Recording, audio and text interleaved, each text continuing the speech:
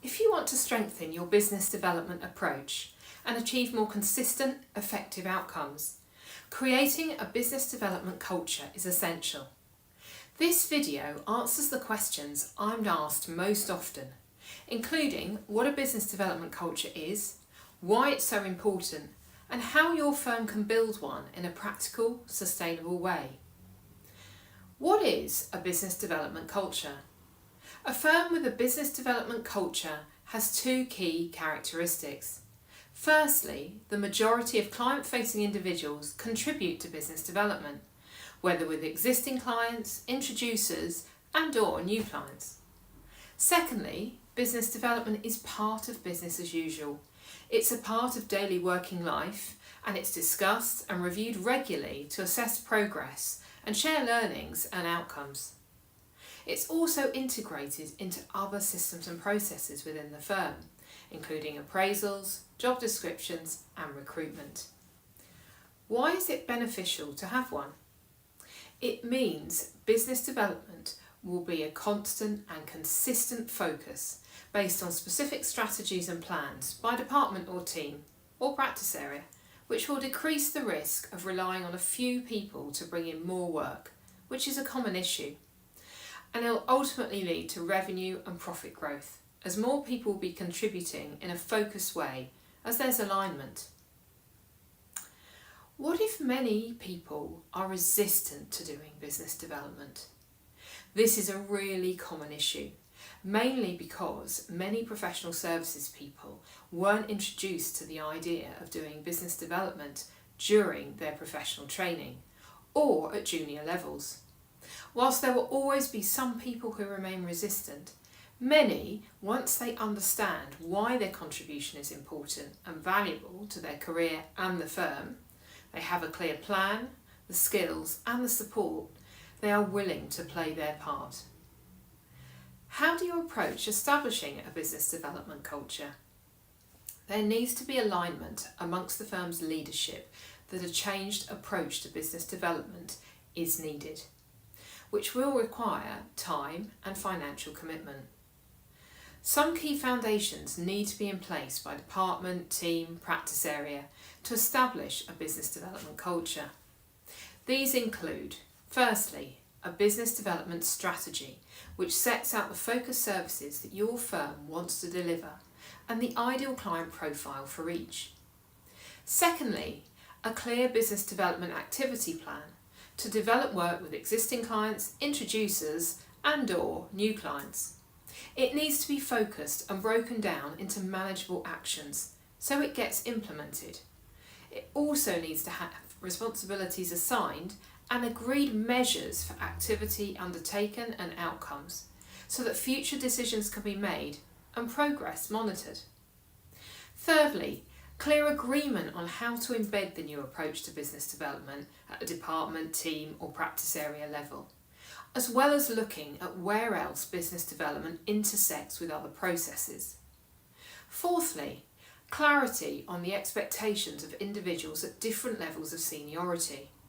And lastly, individuals trained in the skills they need to do business development positively and confidently, taking into account the specific activities agreed in the activity plan. For example, if certain people are going to attend networking events, then they need to understand how to navigate those well. How long does it take to establish? It is a journey. It isn't something that can be built instantaneously. Strategies and plans can be developed relatively quickly. The biggest challenge is relevant team member availability. This can be done within a couple of weeks. The key is to embed business development well so it becomes a normal part of business as usual. Within a few months, you could expect there to be more opportunities and some new work brought in, especially from existing clients. As your people see improved outcomes, including more work generated, and feel more confident in their own abilities and the results they achieve, business development sophistication will increase. Can we do this internally? You could certainly make a start. However, good facilitation skills, including objectivity and incisive questioning, are important skills, as well as external expertise. How much of our team's time is required to get started if we want you to support us? Who is involved in the facilitated days to develop the business development strategy and plan depends on the structure of your firm or the departments within it. As an example, these workshops are typically a day each per department or team practice area. There is then some time required to engage others who didn't attend those facilitated days, so they're brought on board, and then additional time required to work on the embedding process by the team and at an overall firm level. Individuals then attend the training they need to, so they have the skills to do the business development activities they are responsible for in the plan. What other input is needed from our firm? There needs to be a project owner who is my key point of contact for making decisions and discussing challenges that arise. Some administrative support is also recommended to coordinate diaries and arrange room bookings. Also, I like to meet key stakeholders in an online meeting in advance of the facilitated days. Do you work with one department, team or practice area at once or combined? Working with a department at a time achieves much better results, as I can offer more in-depth and tailored support, including specific aspects to consider and ideas. However, some firms choose to combine some of their teams due to budget constraints. How much does it cost to implement a business development culture? My fees depend on the size of your firm, the number of teams, and whether you have any of the key foundations in place already or not. To do a full project to put all the foundations in place for one team, including the project management, starts at around £15,000, with additional costs for training where required. When additional teams are added, some costs can be shared. All projects are fully explained and costed in a proposal. There is then the cost of your people's time. This is foundational work that once set up can be easily updated internally, so it needs to be viewed in a long-term context. These projects are not only about establishing a strategy and doing the planning, but also upskilling teams so they can do it for themselves ongoing. How can I decide if it's worth the investment? This depends on your goals and how important it is to grow as a firm and get more people involved in business development to reduce risk. If you're currently doing a limited amount of proactive business development, then establishing a business development culture is likely to be highly valuable for your firm. One way to think about it is to consider the fees for your lowest and highest priced services, then how many extra clients you need to bring in for each of those services to cover the project cost in year one. Remember that when done well, a business development culture will pay back many times over in the years ahead. What if we already have a business development strategy and plan? How can you help us? Sometimes firms do have these in place. I would review them for you and then decide whether they need to be redone or whether only a more limited amount of time is required to improve them to get the results you want. I help you to understand the gaps and close them. In this case, my Business Development Accelerator programme would be the appropriate one for your firm, rather than the Business Development Culture programme. How can you deliver the project on your own? Great question. A project to establish a business development culture is typically the right approach for firms that are actually a manageable size for me to work with in terms of the number of fee earners and departments.